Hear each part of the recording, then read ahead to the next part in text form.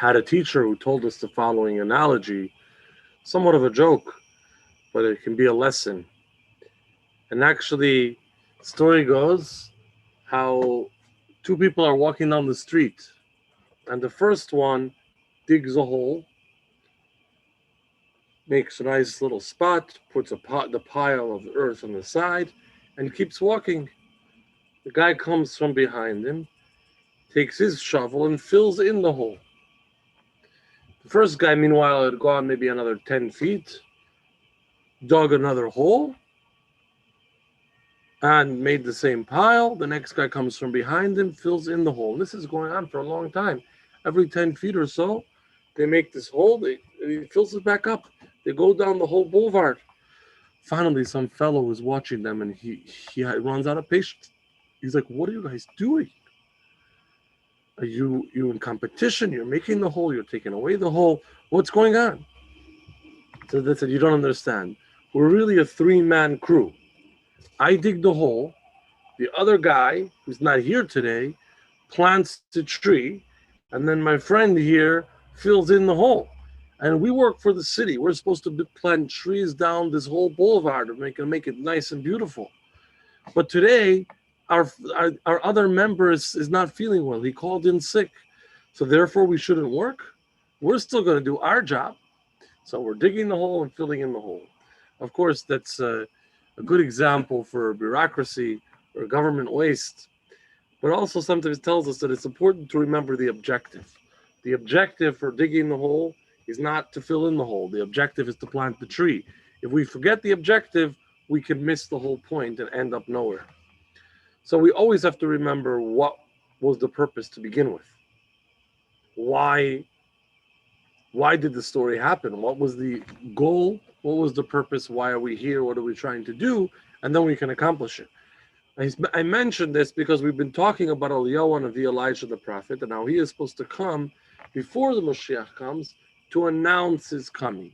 Now it's very nice that he announces his coming, but what's the purpose? What's the goal?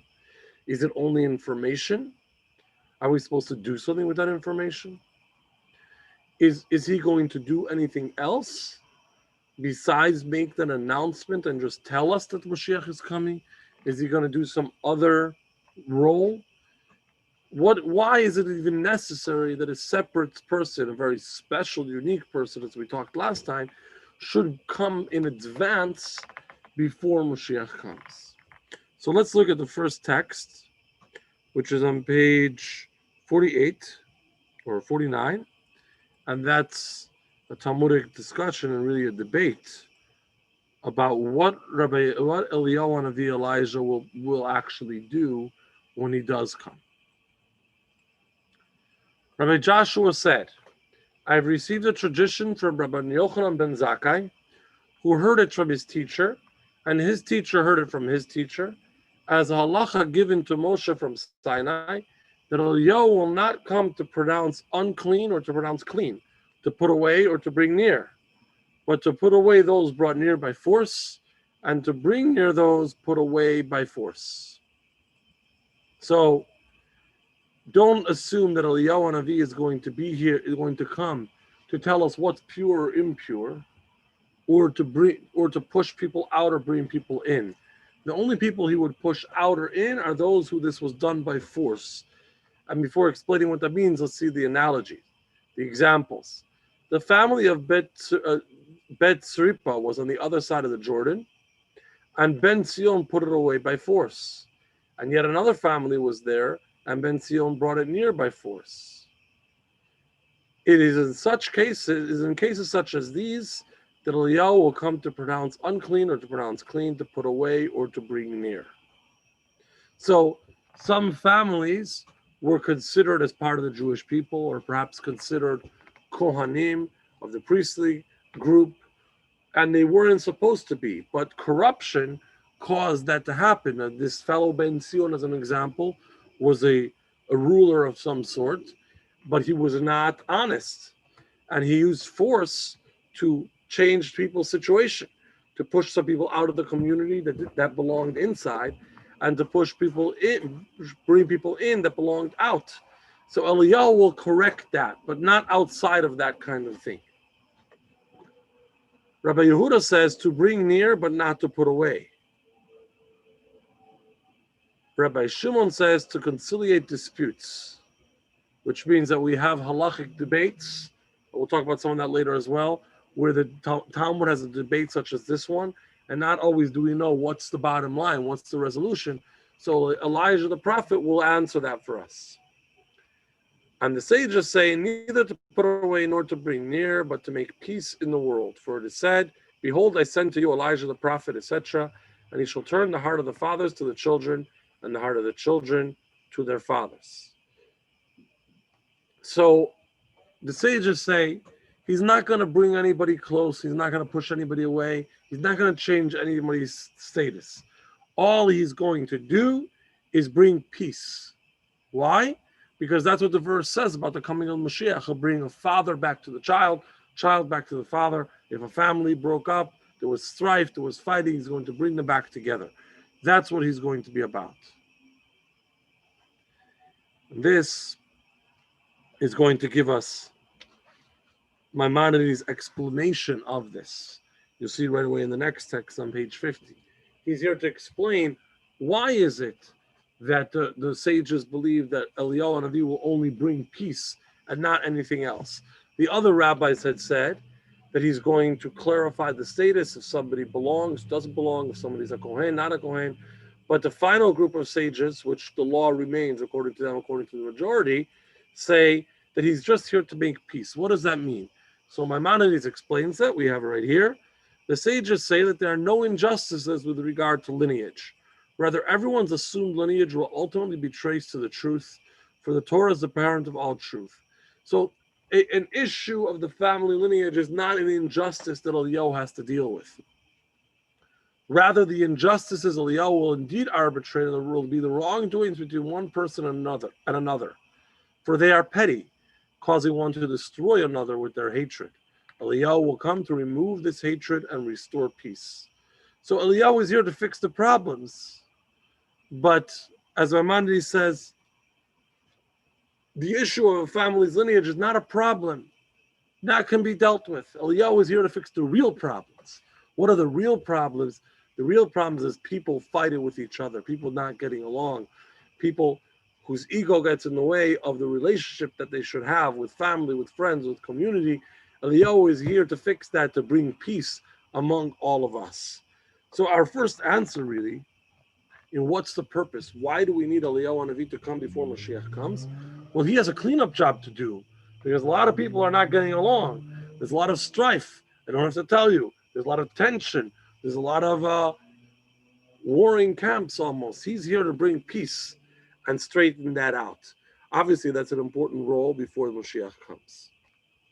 We also have other mentions in the Medrash and in the Talmud of the things that Eliyahu is supposed to do. An example of that is in the next text. Of course, we know in Jewish belief that after the coming of Moshiach, there'll be the resurrection when those who died will actually come back to life.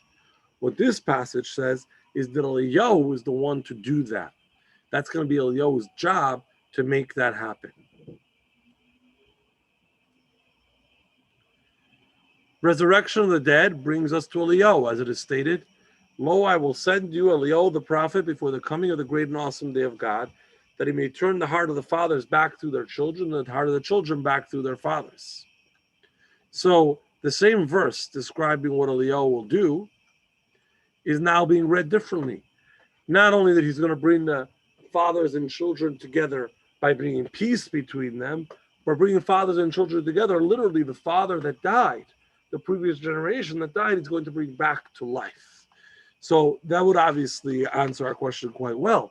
What's Eliyahu's job? What's the purpose of his coming? Well, he has to do the resurrection of the dead. That's critical. That's a very major component in the coming of Moshiach. There's another very interesting thing which has to do with the study of Talmud overall. If you study the Talmud, you'll often see, this is actually appears over 300 times throughout the Talmud, that there's a debate, or not as much a debate as a question of fact or an unresolved issue. And the Talmud will say, Teiku. Teiku means let it stand. It's an abbreviation of Tehei Koi, let it stand in Aramaic. But we discover that Teiku, those four letters, is also an acronym that has to do with Eliyahu Hanavi, Elijah the prophet. Let's see. This is page 52, or right up here on the screen.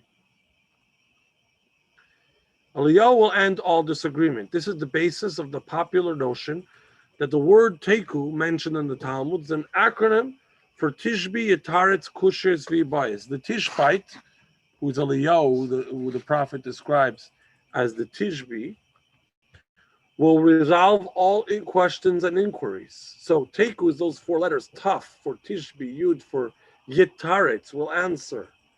Kuf for Kushiot, and Vav for Ibayot, all types of questions and inquiries, or issues where we got stuck, or questions where we simply did not have the answer. The simple interpretation reads it as a portmanteau of the words tehei koi, leave the matter at status quo. But the actual deeper meaning of that, the acronym hiding behind the word, is that Eliyahu Hanavi will be the one to resolve it. So when the Talmud says let the question stand, we don't actually mean just let it stand forever or let it stand for now, but ultimately it will be resolved. Of course, this relates to the idea that when the Moshiach comes, we're going to have knowledge of the Torah in a much greater way than ever before. Things that we get stuck on now that we can't quite understand, then we will be able to understand. And Eliyahu will be at the center of that, teaching us, giving us the resolution for those issues.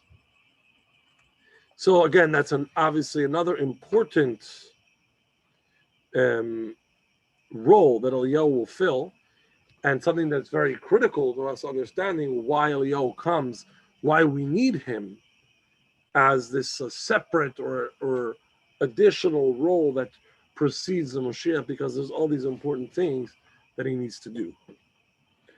But another question would emerge, and that is, why Eliyahu? Why should he be the one? After all, we learned last week that Eliyahu was a prophet that was in the time of the first temple. He lived at that time. He played that role. He had that issue with the king who served idols. He brought rain after he prayed. He had this showdown with the prophets of the idols, and he proved that the truth of God. He did the role similar to what other prophets did. Why is it that Eliyahu is the one who has all this messianic jobs to do? He has another career, while not any of the other prophets. Why is it? What is it special about him that it's he that has to be so much at the center of the coming of Moshiach? So the Rebbe explains this by going back to the core idea of what the coming of Moshiach is all about. We haven't focused on it so much in this series of classes because we were talking more about what's actually going to happen. But what is the meaning of it?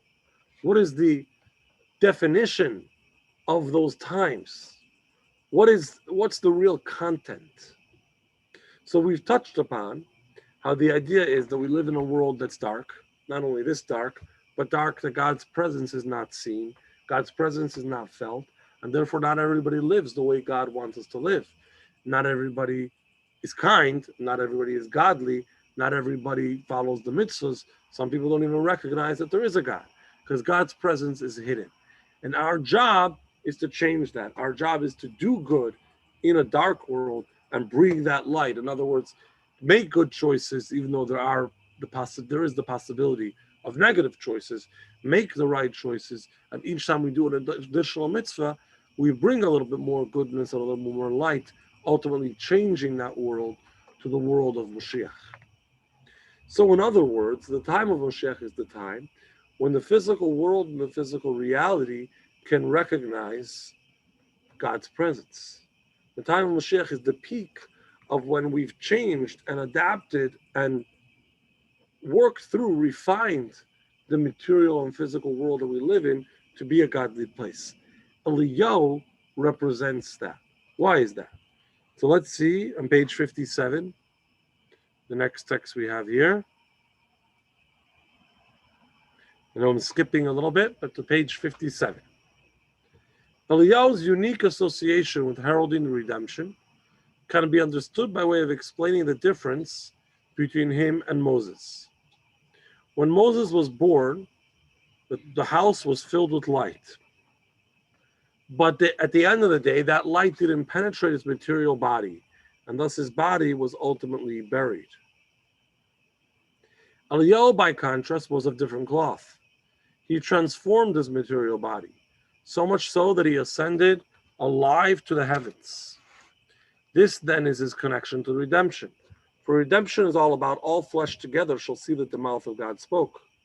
Namely, that the material flesh will be transformed so much that it will actually see godliness.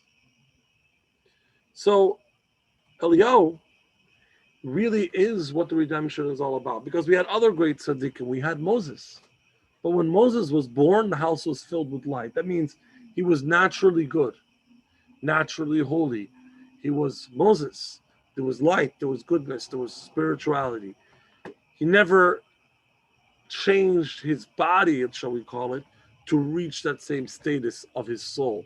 He kind of didn't need to. He lived the life of the soul. His body wasn't important to him. The physical life wasn't important to him. So ultimately, he had to die and his body had to be buried, which touches upon why do people die altogether? And why would that change when Moshiach comes? Usually we don't think about this. Why should people die? Not only people die, their bodies decompose.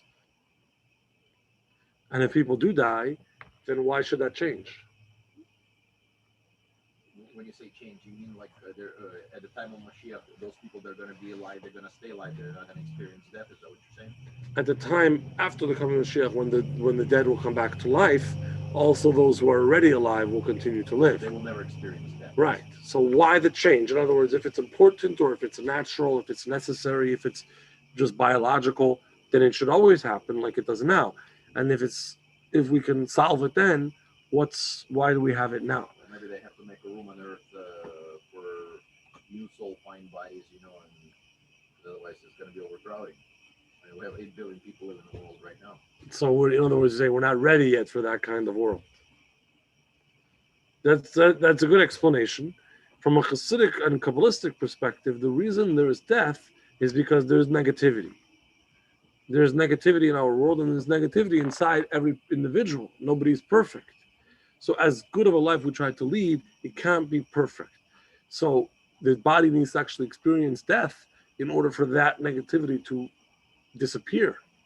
When the lives come back at the coming of Moshiach, only the good comes back. Then negativity is gone. Well, that makes sense because it also probably gives people a chance to repent before they die.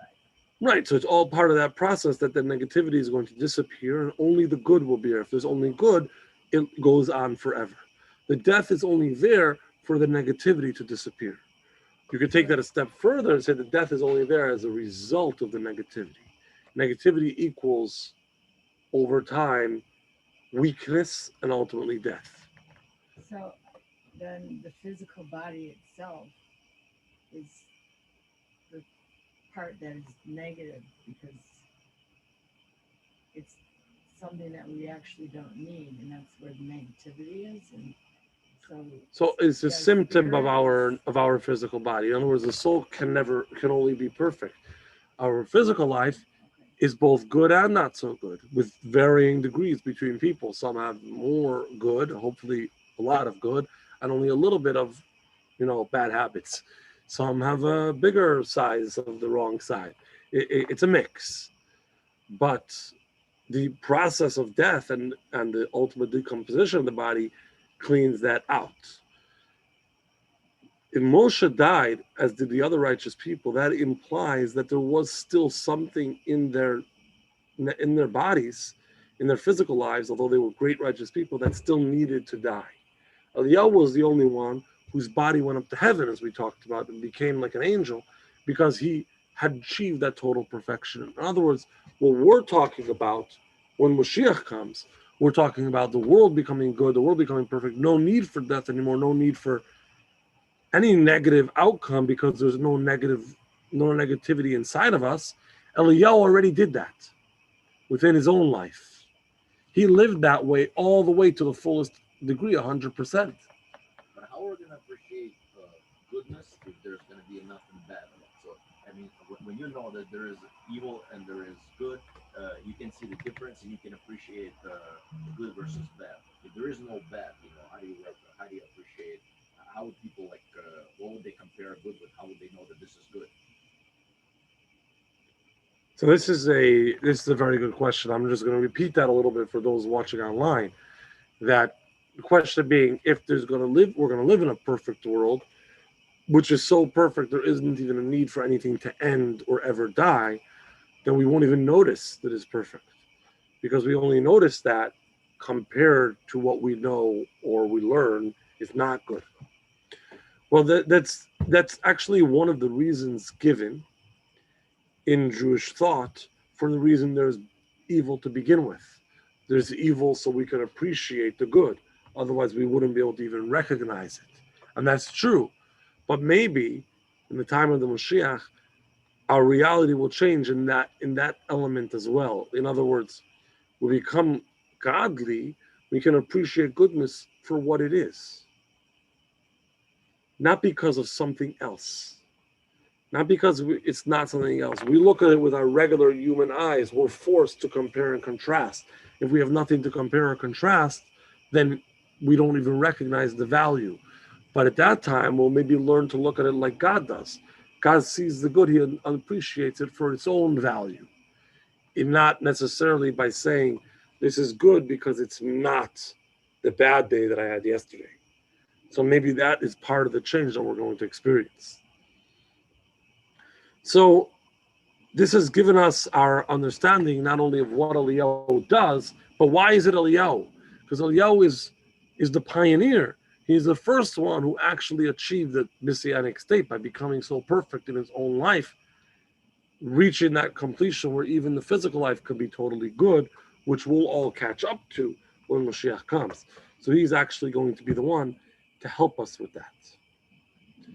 But I want to move from Eliyahu to the general idea of the broadcast, the news coming before Moshiach, that Moshiach comes, which is what Eliyahu is doing. He's here to announce and tell us that Moshiach is coming very soon, as we discussed at length. It turns out that there's another component to this, or there's another element that's discussed in the prophecies of notification before Moshiach comes. And that's something that's very relevant actually at this time of the year, because it has to do with the shofar. What does it have to do with the shofar? Let's read it. This is not in the book, because I added this on, but you'll see this on the screen. Let's read it in the prophecy of Yeshayahu, Isaiah himself. It shall come to pass on that day, which means the day of the future, they're not telling us what day, that a great shofar shall be sounded. And those lost in the land of Assyria, and those exiled in the land of Egypt, shall come, and they shall prostrate themselves before the Lord on the holy mount in Jerusalem. So on that day, the great day that's coming in the future, a great shofar will make the shofar blast, and all those who are lost, whether they're lost in Assyria or they're lost in Egypt, in other words, the Jews spread throughout the world, will come back to serve God in Jerusalem, in the temple, as we always hope and pray for. This is the source for the Jewish tradition that before the coming of Moshiach, there will be a great shofar that will be sounded. That's the announcement that Moshiach is here. In fact, there's been some stories where people tried to play Moshiach and all kinds of pranks or false messiahs that tried to get a following, and they would go and blow this shofar and try to say, it's here, it's happening. The famous Hasidic story the man named Rabbi Menachem Mendel of Horodok. He was a contemporary and somewhat mentor of the first Rebbe, the Alter Rebbe, who had immigrated to Israel. And at some point, some fellow with some health issues, shall we say, climbed up on a mountain and blew a shofar. And people said, Moshiach came. So they came to ask him if it's true. Does he believe that Moshiach actually came? So he opened the window and he sniffed outside. And he said, no, it doesn't seem like this is the atmosphere of the coming of Moshiach. It's not yet. That's an interesting story for itself, because he went outside to kind of sense the atmosphere, but in his own home, he did feel the spirit of Moshiach. He always lived that way, that greater way that we're striving for. He had to go outside to see if the rest of the world had caught up yet. But in any case, the shofar has always been that symbol, and it's from right here, from this pasuk, from this verse, that's telling us that Moshiach is coming, and we should be ready, telling us that it's happening. As we say here, the great shofar will sound, and the lost people will come back. But let's look at this in greater detail, and then there's something fascinating that we have to discuss. First of all, this is not just a shofar, it's a great shofar. And here we have two specific examples of where the Jews will come back from. From Assyria, which at one time was a great empire that conquered most of the land of Israel, and Egypt, which we also have history with. It doesn't say any other examples. Those are the two examples that are given. The Rebbe discussed this in 1967. Remember that date? And the Rebbe said, the people that are lost in Egypt and the people that are lost in Assyria is two different types of being lost. Because there are two different situations a Jew can end up in the exile, in the galut that we live in. A Jew could end up in Assyria, a Jew could end up in Egypt. Assyria, in Hebrew, you have it here, the second word on the third line, is Ashur. Ashur also is very similar to the word for Osher, which means richness, or luck, or Osher with the aleph, meaning joy, comfort, happiness. That's a Jew whose exile places him in a place of freedom and great comfort. Then there's those who are exiled in the land of Egypt. Egypt, we know in the Hasidic understanding, is the word Mitzrayim in Hebrew, which Meitzar means restriction, limitation, being boxed in. The problem of Egypt is like it was then. The Jews suffered. The Jews couldn't have that freedom and that richness. The Jews were locked in. The Jews were slaves. The Jews were suffering. That's an exile where we're being persecuted.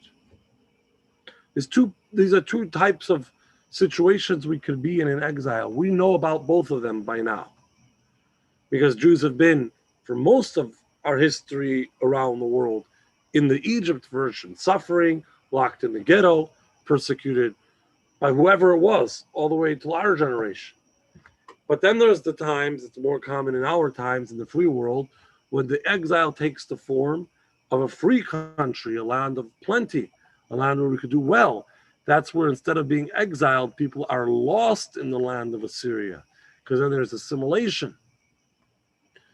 Many Jews lose their identity, lose their sense of connection. The shofar is there to address them both.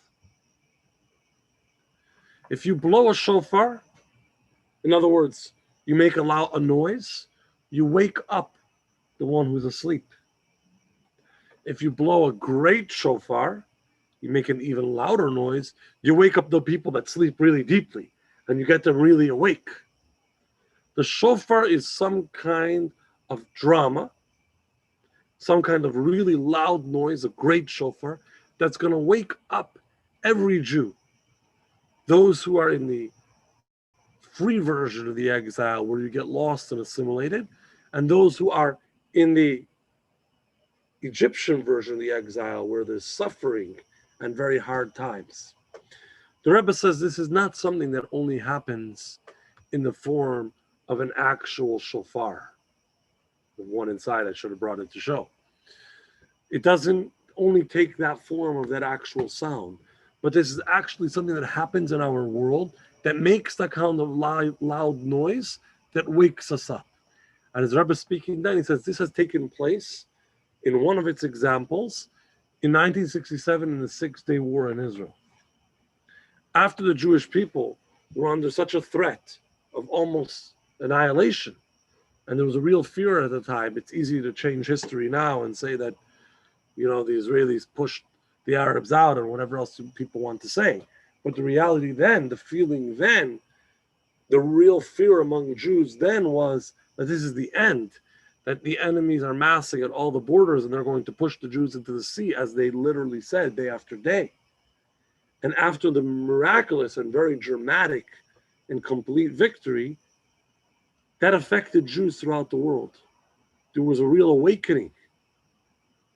There was an awakening of Jews in the free world, Jews who never identified as Jews before in the United States or elsewhere, who suddenly felt proud. They suddenly felt a connection. They suddenly felt they want to also be a part of this. And people were traveling to Israel to go to the wall, which had just been liberated in Jerusalem. There was a tremendous awakening. There was even an awakening in Egypt. In other words, in the land of suffering, which at that time was in the Soviet Union. After the Six-Day War, and I wasn't around then, but those who remember have told me the stories. That's the time when a lot of young Jews started to search for their connection, started to learn Hebrew underground, started to try to immigrate. You had the refuseniks develop, especially in the 70s after that. This was an awakening even for Jews in such a situation. In other words, this is one of the examples of how God blows that great shofar before Moshiach comes to waken the people that are asleep, to shake up the people who may be suffering of the exile of persecution, as well as the people assimilated in the exile of too much freedom, where you lose your sense of identity and where you're supposed to go. So that's the other kind of announcement that Moshiach is going to come. The other kind of notice that we get, that yes, it's happening now, and we should be ready. Why is it so important, though? Why is it so important that we get an announcement? Why is it so important that we should have a warning? Why is it so important for Eliyahu to come and let us know? Why does God have to make these things happen in our world to shake everybody awake? Why can't the Mashiach just come? Any ideas?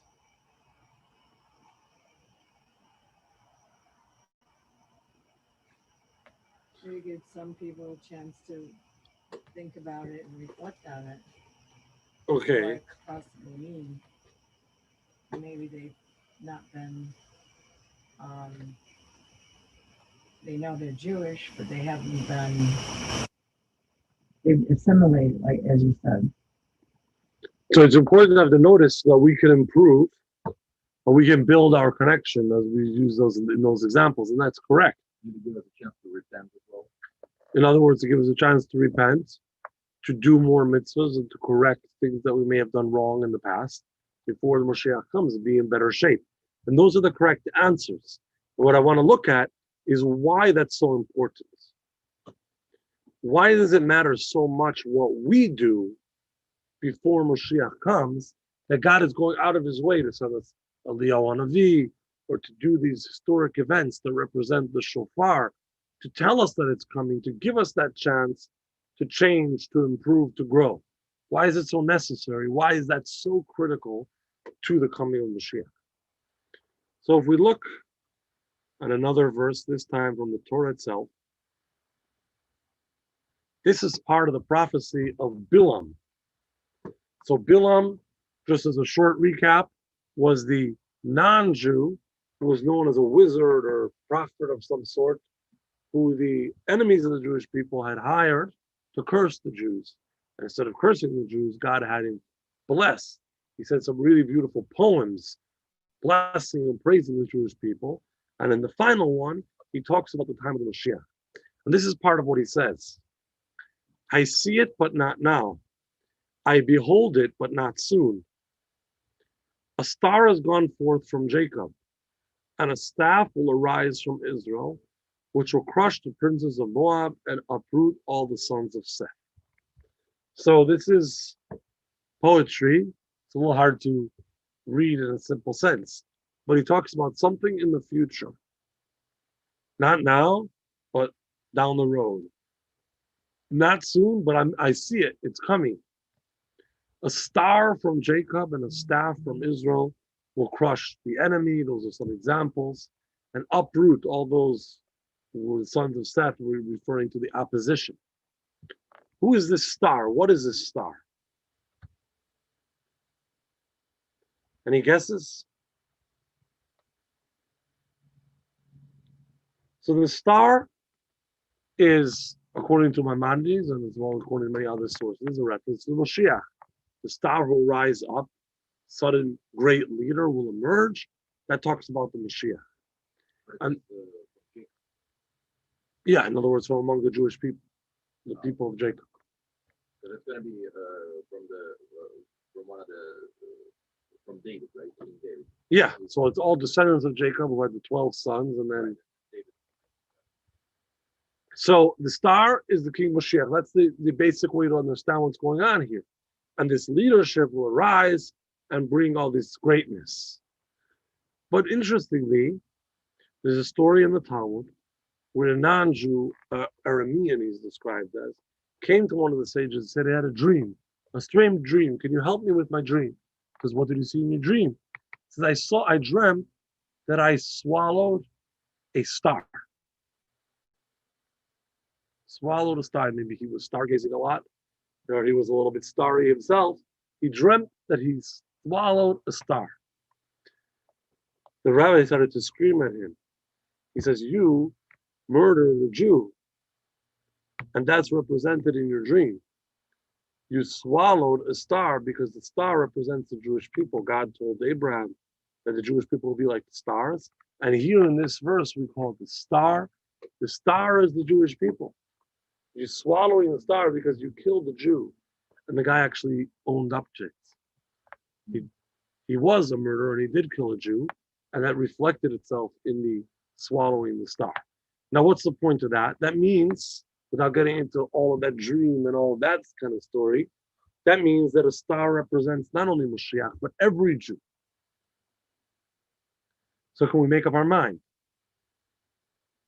Who's the star? Does a star mean something unique?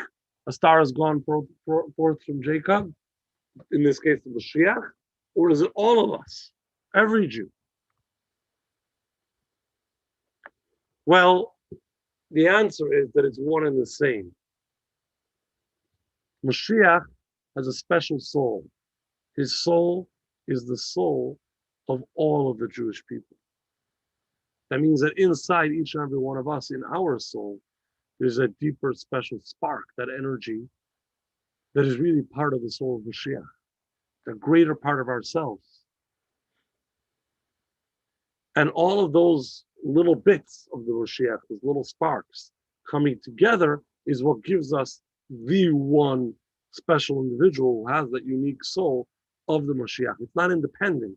It's built on all of our souls.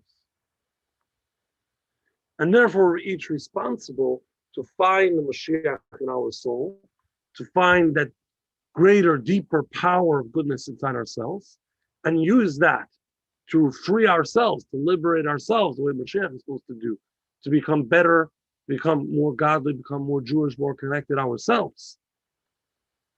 And all of us doing that together creates the greater energy, the soul of Moshiach, the one who will actually do all these dramatic things that we've been talking about.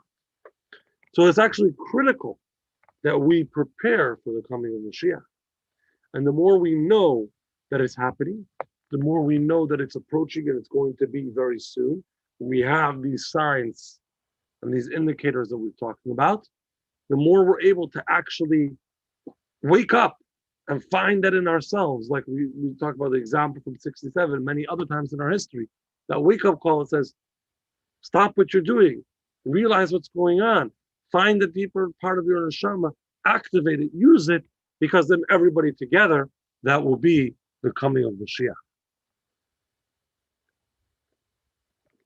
So it's not just information that we get to tell us that yes, the Moshiach is coming, it's nice news, it's going to happen soon, but this is meant to empower us to actually do our part to contribute towards this. The Rebbe, the Lubavitcher Rebbe, always made a big deal of the coming of Moshiach, and he even had the children in the children's groups, etc., sing the song that has since become famous, "We Want Moshiach Now," and people ask, "What's the purpose of all of this? Where do you get these ideas from?"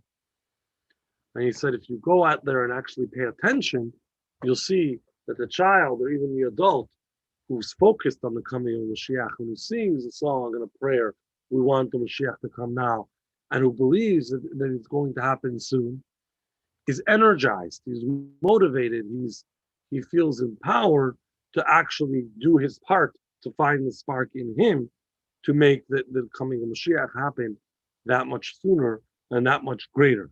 And that's really what this story of Eliyahu and the blowing of the shofar is all about, to energize us that yes, this is real, this is happening, and it's happening soon. And what are we going to do to actually get closer to that? We're a little bit ahead of schedule. But first of all, let me remind you, next week will be the last class for this round.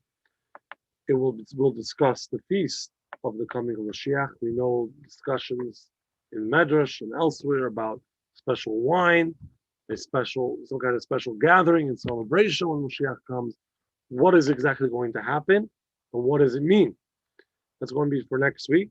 We will have further series. As usual, we have all kinds of courses. We'll have more of them after the holidays, but also further series on this topic on the coming of Moshiach, because there's so much more to cover. We're really just beginning to scratch the surface.